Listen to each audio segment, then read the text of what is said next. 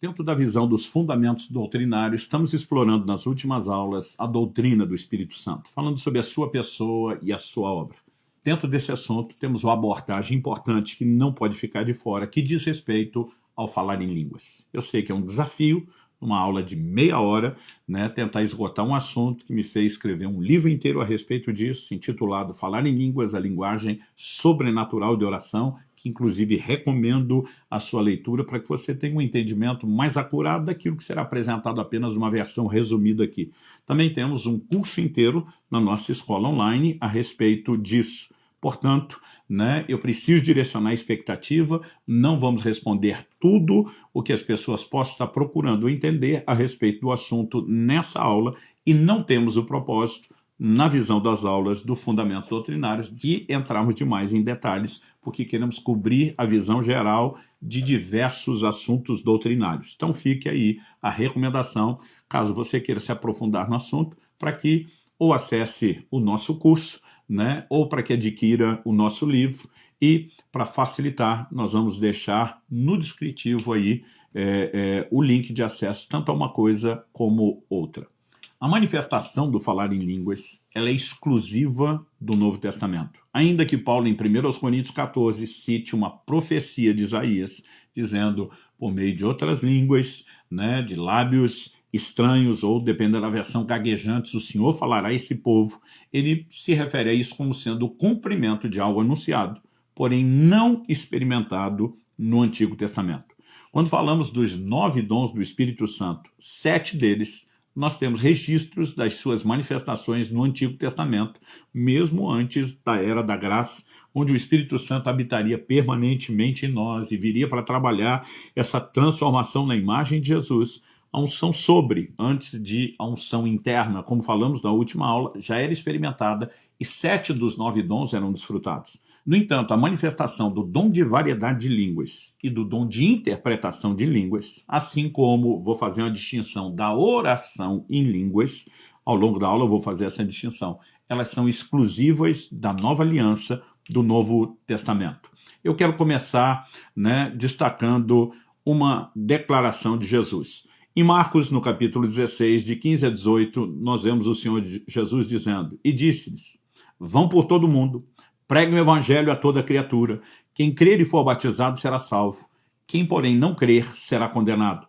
E sinais acompanharão aqueles que creem, em meu nome expulsarão demônios, falarão novas línguas, pegarão em serpentes, e se beberem alguma coisa mortífera não lhes fará mal. Se impuserem as mãos sobre os enfermos, eles ficarão curados. Eu sei que esse texto tem sido alvo de debate, principalmente para aqueles que criticam a manifestação do falar em línguas, não creem na sua contemporaneidade, então alguns tentam justificar, esse pedaço do capítulo de Marcos 16 não está nos manuscritos mais antigos. A minha pergunta é, existe alguma coisa aqui que colida com tudo aquilo que inquestionavelmente está em todos os manuscritos antigos? Não. Então, por exemplo, a comissão de pregar o evangelho, ela é exatamente a mesma de Mateus. A diferença é que aqui diz a toda criatura, e no evangelho de Mateus, o Senhor Jesus diz, ide, e façam discípulos das nações. Então lá é por todo o mundo. Agora, quando Jesus orienta os seus discípulos a pregar o evangelho, ele os manda dizendo, vocês vão expulsar demônios, vocês vão curar os enfermos. Isso está em algum conflito com o restante daquilo que é claro nas Escrituras? Também não. Mas Jesus falou uma coisa aí de pegar em serpentes, de beber coisa mortífera, então por que é que os pentecostais não saem bebendo veneno? Bom, primeiro, Jesus não mandou beber veneno. Ele fala de uma situação que nós precisamos ter o bom senso de interpretar que ela pode ter muito mais a ver com uma questão acidental do que intencional. E nós não podemos ignorar a possibilidade de que, assim como no Evangelho de Lucas, Jesus esteja falando de forma simbólica. Então, por exemplo, lá no Evangelho de Lucas, nós temos uma declaração, ela consta em todos os manuscritos antigos, não existe nenhuma versão de nenhum manuscrito que omita essa declaração. No entanto, ninguém toca no assunto para tentar debochar dele, como fazem com Marcos 16. Nós estamos falando do verso 19 de Lucas 10. Jesus diz: eis que eu dei a vocês autoridade para pisar em cobras e escorpiões e sobre todo o poder do inimigo, e nada absolutamente lhes causará dano. Então, para vocês que não questionam que isso é parte da palavra de Deus, mas debocham dizendo: por que vocês pentecostais não bebem veneno? Eu pergunto: por que é que você não sai pisando cobra e escorpião por aí? Porque o que eu fico realmente aborrecido em algumas discussões é incoerência. É na hora de eu atacar, eu tenho uma regra de interpretação. Na hora de tratar o debate com honestidade, eu finjo que aquele argumento que eu usei não pode ser usado contra mim. Para mim, isso tem nome de duas umas. Ou é desonestidade ou é bipolaridade. Qualquer uma delas que você escolher não vai ser boa em seu favor. Quando você olha o contexto da declaração de Jesus, eu dei autoridade para pisar em cobras e escorpiões, do que ele está falando? Vamos olhar o contexto. O verso 17 de Lucas 10 e o 18, que antecede essa declaração. Então os 70 voltaram cheios de alegria, dizendo: Senhor, em teu nome os próprios demônios se submetem a nós. Jesus lhes disse: eu via Satanás caindo do céu como um relâmpago. Eles estão falando da autoridade de expulsar demônios.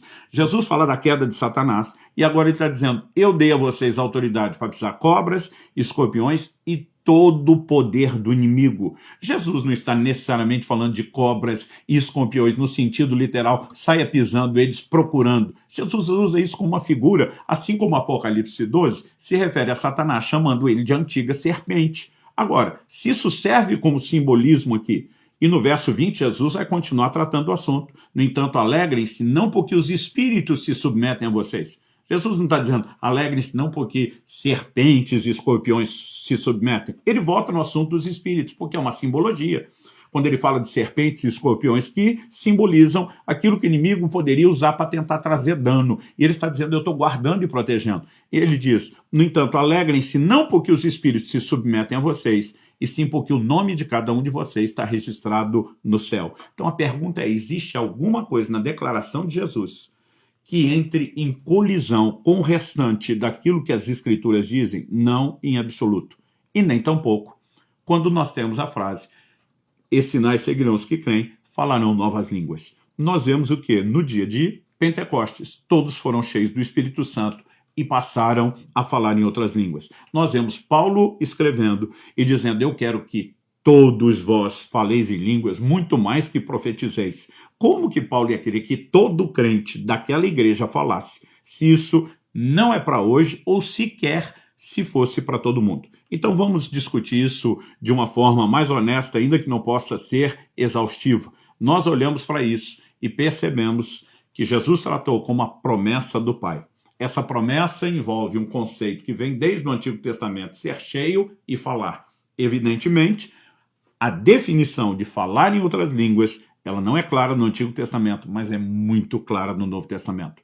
Paulo fala de duas possibilidades em 1 Coríntios 13, quando ele vai enfatizar o amor. E diz: ainda que eu fale a língua dos homens e dos anjos e não tivesse amor, né, ele chega àquela conclusão de que essa manifestação sem amor, ela não tem importância. Mas ele não está dizendo que, tendo amor, nós não precisamos da outra manifestação. Ele está dizendo que ela não pode ficar sem amor, e não que o amor simplesmente jogou fora todas as outras. Aliás, é uma das maneiras pelas quais nós podemos viver de forma legítima e completa as manifestações do Espírito Santo. Então, Paulo abre um leque de possibilidades. Ele está falando de línguas dos homens e dos anjos. Em Atos, no capítulo 2, a Bíblia diz: quando foram cheios do Espírito, passaram a falar em outras línguas. Versículo 4 usa a expressão glossa. É daí que saiu na teologia a expressão glossolalia, para se referir ao falar em línguas. Paulo, em 1 Coríntios 14, vai usar muito essa expressão. Alguns tentam dizer: não, o que está escrito lá em Atos 2 é que eles falaram dialetos,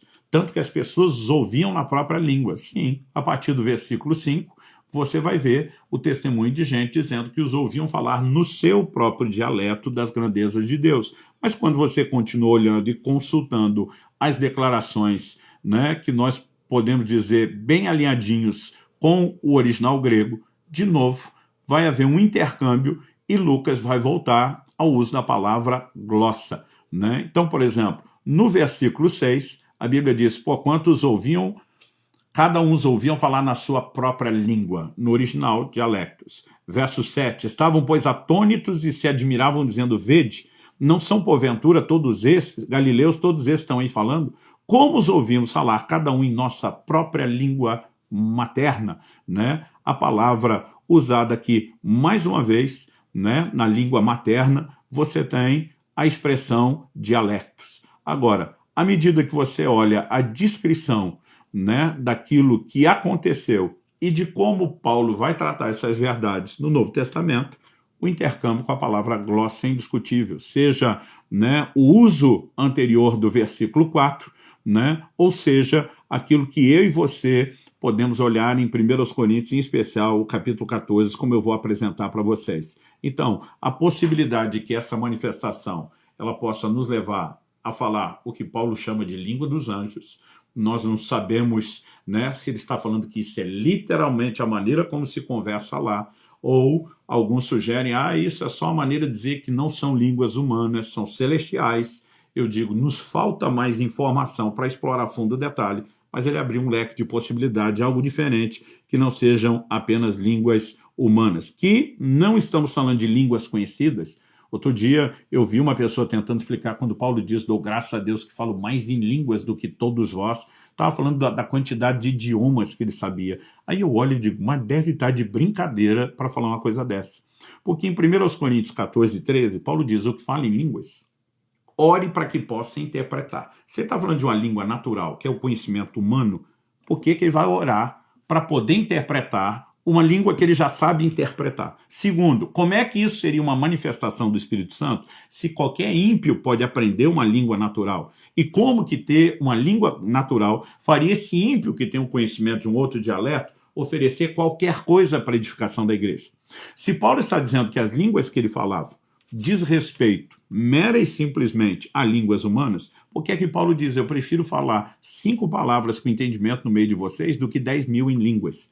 Né? Era só Paulo pegar o entendimento que ele tem das línguas e traduzi-las. Mas ele está dizendo que as línguas não serão entendidas pelas pessoas, a menos que haja interpretação. Se ele falasse de algo natural, havia interpretação. As pessoas querem humanizar demais uma manifestação sobrenatural para com isso tentar justificar a ausência da experiência e não para ser coerente com a doutrina.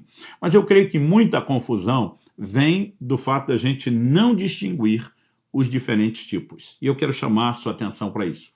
As pessoas pegam o assunto do falar em línguas e elas fazem uma mistura, como se fosse uma massa para produzir o bolo. Joga lá a farinha, joga o ovo, joga o óleo, leva tudo para a batedeira e trata de uma coisa só, porque a massa que vai para o forno tem que ser uma coisa só, mistura de tudo. Quando nós falamos de esportes, por exemplo, nós temos esportes que são praticados com bola. É diferente dos demais que são sem. Desses esportes com bola, nós temos vários que o uso dela é feito com as mãos. Mas você tem, por exemplo, só a título de exemplo, vamos falar de 3. Você tem o basquetebol, você tem o voleibol e você tem o handball.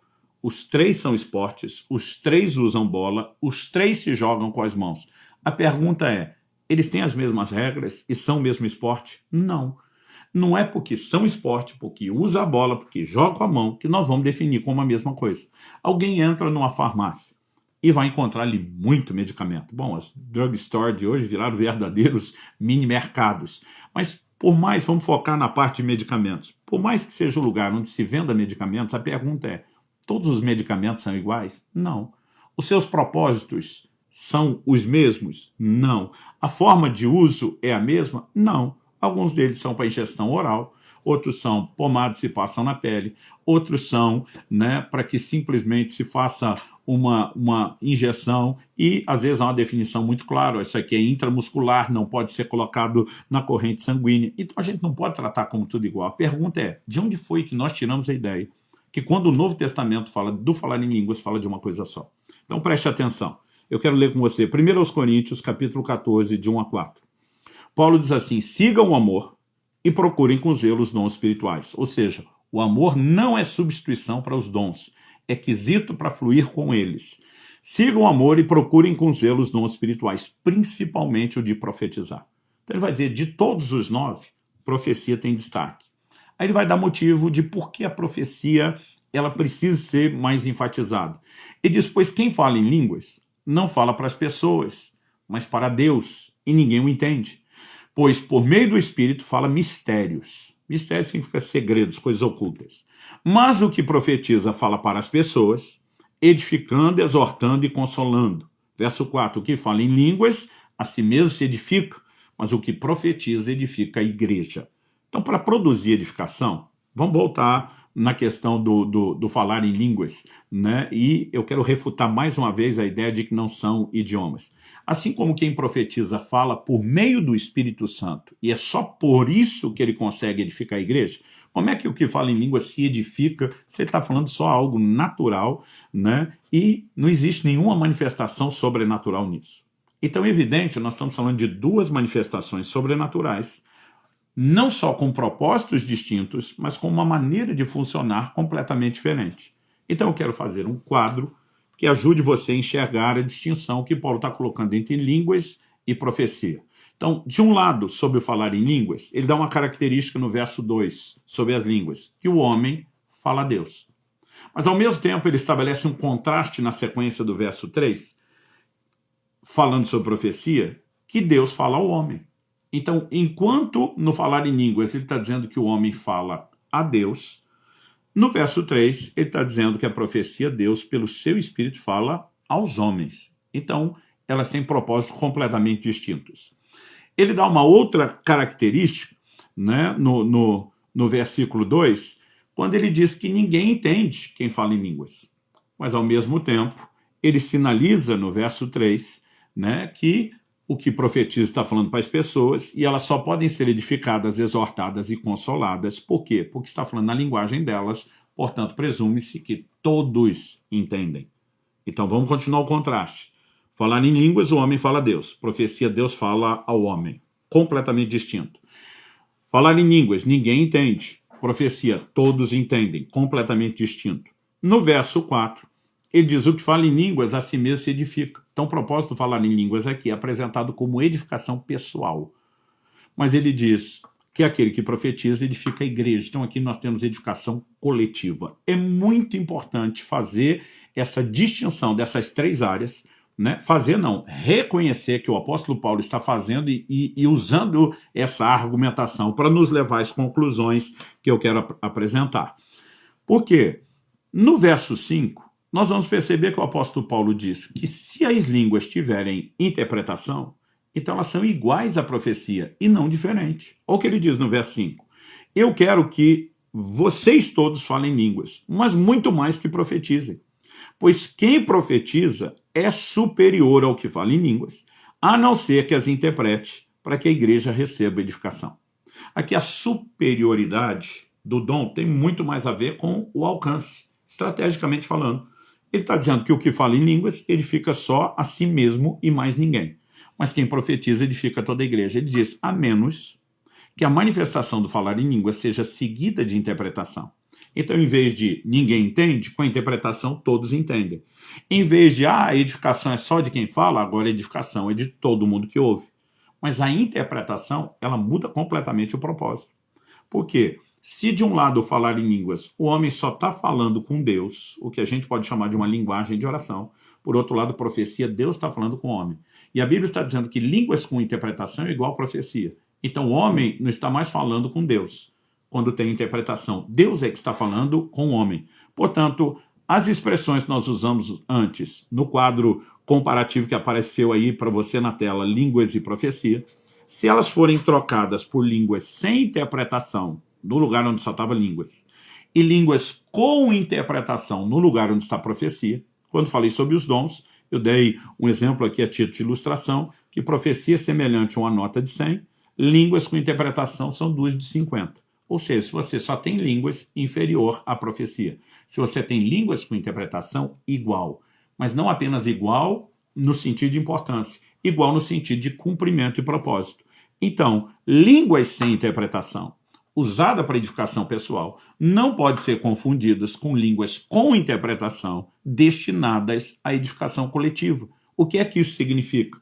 Que o dom de variedade de línguas, que necessariamente tem que ser seguido de interpretação, não é a mesma coisa que apenas falar em línguas como resultado de ser cheio do Espírito Santo. Então, está aí de novo o quadro. Línguas sem interpretação, características. O homem fala a Deus, ninguém entende, e edificação pessoal. Agora, línguas com interpretação. Deus fala ao homem, porque alegou a profecia, todos entendem, porque a interpretação trará sentido, e a edificação é coletiva. Logo, não podemos simplesmente dizer que é tudo igual. Além de línguas sem interpretação, como o que eu vou chamar daqui a pouco de linguagem de oração, e vou te dar um motivo, porque a Bíblia está falando que o homem fala a Deus, Paulo vai usar a expressão se eu orar em línguas, então ele chama isso de uma linguagem de oração, e linguagem de oração é diferente de dom para edificação da igreja. Então, o que eu e você precisamos entender é que ainda há uma terceira manifestação, no mínimo. 1 Coríntios 14, 22, Paulo diz, portanto, as línguas constituem um sinal, não para os que creem, mas para os que não creem. A profecia, no entanto, não é para os que não creem, e sim para os que creem. Então, vamos lá, Paulo fala de um sinal para os que não creem. Eu quero usar a expressão aqui, sinal aos incrédulos, ou seja, sinal para os que não creem. Do que é que Paulo está falando? Nós tivemos esse sinal, está registrado na Bíblia, em Atos capítulo 2, no dia de Pentecostes. Os ouviam falar na sua própria língua das grandezas de Deus. Então, há um momento onde as línguas elas podem servir de sinal ao incrédulo. Não é padrão. Por exemplo, Paulo vai dizer em 1 Coríntios 14 que se todo mundo da igreja resolver falar em línguas e entrar um incrédulo no nosso meio, essa pessoa pode achar que nós estamos todo mundo louco, né? O interessante é que ele vai falar isso logo depois de dizer que a língua é sinal para os incrédulos. Se, pois, verso 23, toda a igreja se reunir no mesmo lugar e todos se puserem a falar em outras línguas, no caso de entrarem indoutos ou incrédulos, não dirão porventura que estáis loucos? E agora Paulo vai dizer como a profecia pode convencer um incrédulo que não seria convencido pelo falar em línguas. Mas Paulo não está se contradizendo. Aliás, a Bíblia não se contradiz. O que eu e você precisamos entender é que só falar em línguas como linguagem de oração, sem ser o dom de variedade de línguas seguido de interpretação, não vai ter impacto nenhum sobre o incrédulo. Mas, ao mesmo tempo, isso não nega o que ele já falou no verso anterior, 1 Coríntios 14, 22, que tem língua como sinal para os incrédulos, e o registro que nós temos disso em Atos capítulo 2, de que pessoas foram tocadas e impactadas. Então, como nós conciliamos isso? Entendendo que nós temos pelo menos 3 tipos distintos do falar em línguas. O que ocorreu no dia de Pentecostes foi, pelo menos para um grupo de pessoas, a manifestação do que chamamos como língua como sinal aos incrédulos. Eu vou ler do verso 5 a 11 de Atos 2. Estavam morando em Jerusalém judeus, homens piedosos, vindo de todas as nações debaixo do céu. Assim, quando se fez ouvir aquela voz, afluiu a multidão, que foi tomada de perplexidade, porque cada um os ouvia falar na sua própria língua. Estavam atônitos e se admiravam, dizendo, vejam, não são galileus, todos esses estão aí falando? Então, como os ouvimos falar, cada um em nossa própria língua materna? Somos partos, medos, elamitas e os naturais da Mesopotâmia, Judéia, Capadócia, Ponto, Ásia, da Frígia, da Panfilha, do Egito, das regiões da Líbia, das imediações de Cirene e romanos que aqui residem, tanto judeus como prosélitos, cretenses e árabes.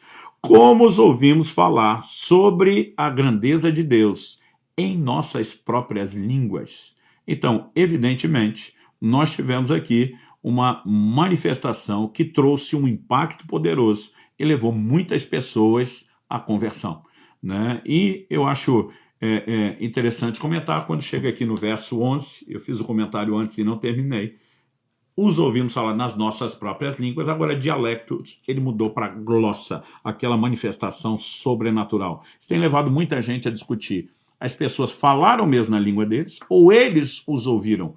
Enquanto eles praticavam glossa de um lado, Deus fez ouvir o dialecto do outro. Para mim, acho muito difícil só bater o pé e dizer uma coisa ou outra.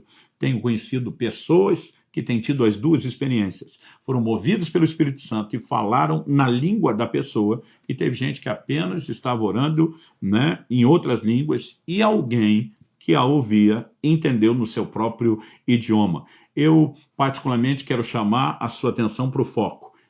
Sinal aos incrédulos. Então, nós vamos apresentar na tela aqui para facilitar a didática. Há pelo menos 3 tipos distintos do falar em línguas, quando você olha as determinações que a Bíblia fala sobre o funcionamento, sobre o propósito, sobre o que acontece com cada uma delas. A primeira, que no início chamamos só de línguas, depois línguas sem interpretação, Agora estou classificando como linguagem de oração. O homem fala a Deus. Paulo diz, se eu orar em línguas, então eu vou chamá-la como linguagem de oração. É o resultado da experiência do batismo no Espírito Santo, que proporciona aos cristãos a experiência de receber essa linguagem de oração. Então, nela nós vimos que a primeira característica, o homem fala a Deus. A segunda, ninguém entende. E a terceira característica é para edificação pessoal. Agora, quando falamos do dom de variedade de línguas, uma das 9 manifestações do Espírito Santo, ela, porque é seguida da interpretação igual à profecia, entra no lugar da profecia com as mesmas características. Em vez do homem falar a Deus, Deus é que fala ao homem. Em vez de ninguém entender, todos entendem, porque a interpretação dá sentido. Em vez da edificação permanecer no âmbito pessoal, como é na linguagem de oração, aqui há uma edificação coletiva, edificação de toda a igreja. Essa distinção fizemos. Agora, vamos introduzir na comparação, além da linguagem de oração, além da variedade de línguas, sinal aos incrédulos. Sinal aos incrédulos não é o homem falando com Deus, nem Deus falando com o homem. A Bíblia diz assim, nós os ouvimos falar na nossa própria língua das grandezas de Deus. Então aqui nós podemos dizer que o homem fala de Deus a outro homem. Então, não é homem falando com Deus, não é Deus falando com o homem. Um homem fala com outro homem, mas fala a respeito de Deus e das suas grandezas. Então, de novo, nós temos distinção. Se na linguagem de oração ninguém entende, se no dom de variedade de línguas seguido interpretação todos entendem, por outro lado, línguas como sinal aos incrédulos, só quem recebe a mensagem é que entende.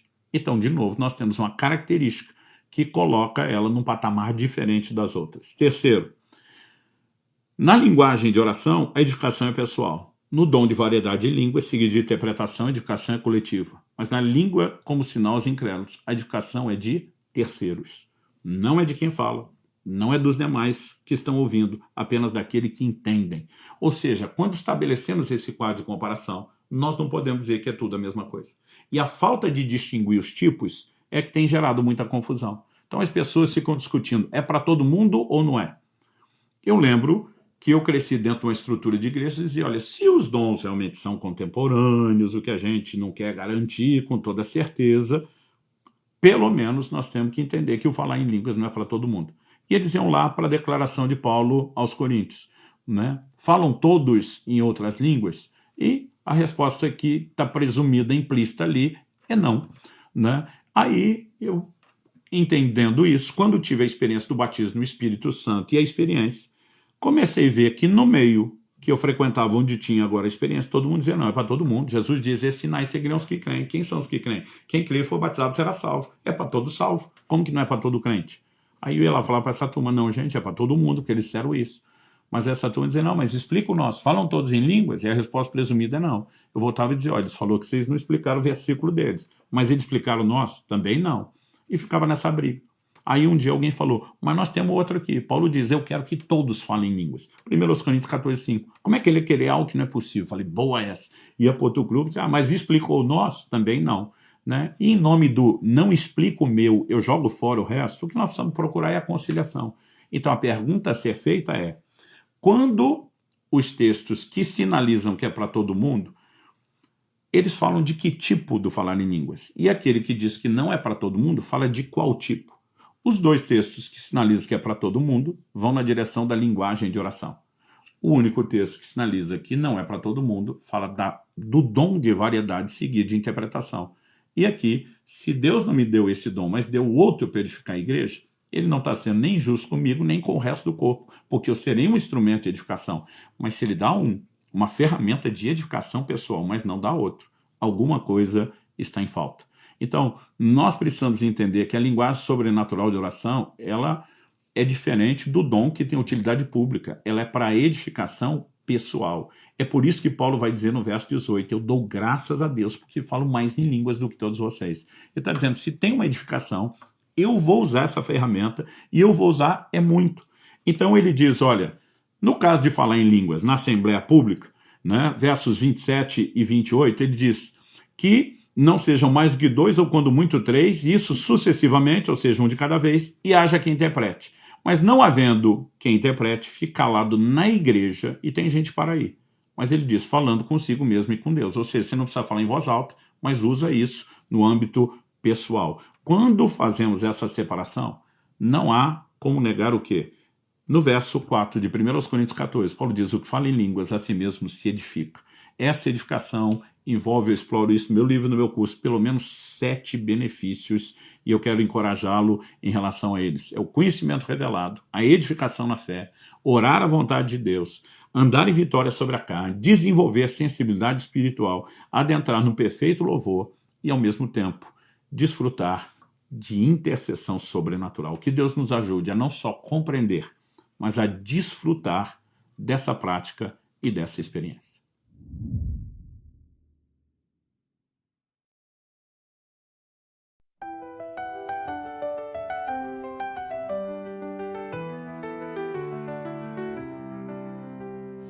Footsteps on the school's lone hall, dusty boards of basketball's call, crafting dreams and painting clay, golden laughs at end of day. Twilight songs, the choir sweet hum, fingers dance on keys they drum, strings of life and violins, swirling skies, the peal begins. Oh, the joy in our young hearts, time's a river flowing parts, moments stitched in after school, in each nook we find our jewel.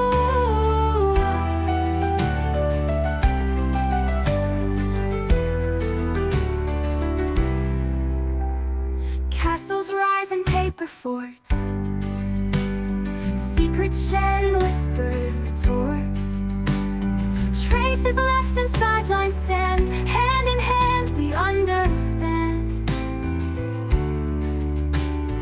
Beacon bright, our lanterns light, silent books we read at night, lines of words, our stories so in this gentle kind tableau.